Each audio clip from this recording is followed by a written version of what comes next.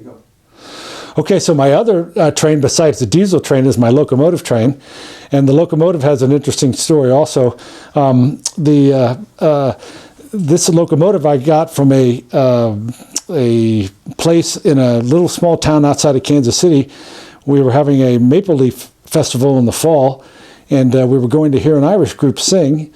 And we were waiting for the show to begin, and we walked into the little town that was hosting this Irish group for a festival.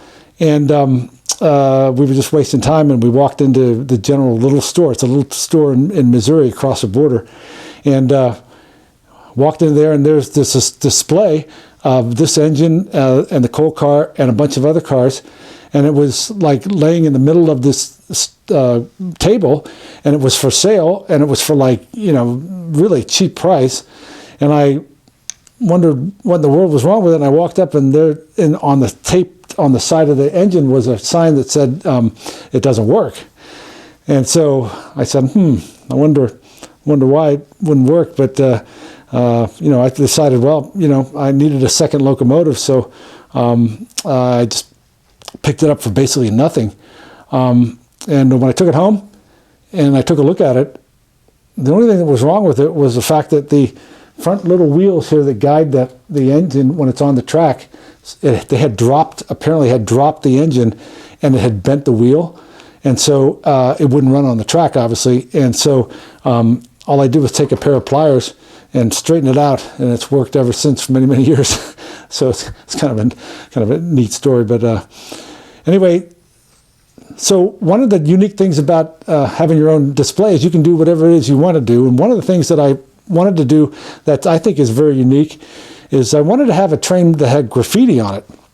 And I wanted to, because all the trains that we see, the freight trains and things like that have graffiti on them. And so I thought, well, I have never seen a display that had graffiti on it before, so I decided I wanted to have graffiti, so I needed to figure out how to do that.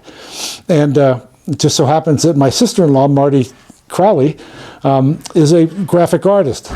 And so she agreed, I sent 4 of these cars to Los Angeles, and she agreed to go down to the tracks in LA and to kind of copy some of the graffiti that was on those trains, and then to paint my cars with the graffiti. So if you can see here, we have the different type of graffiti that she saw on some of the different box cars, and she basically put a frame by frame of some of the graffiti that she saw on those cars, and boy, she did a fabulous job.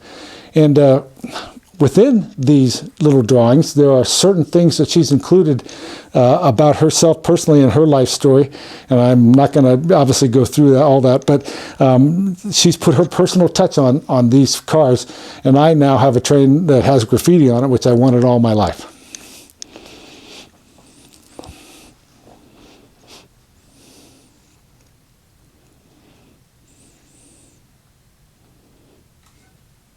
Okay.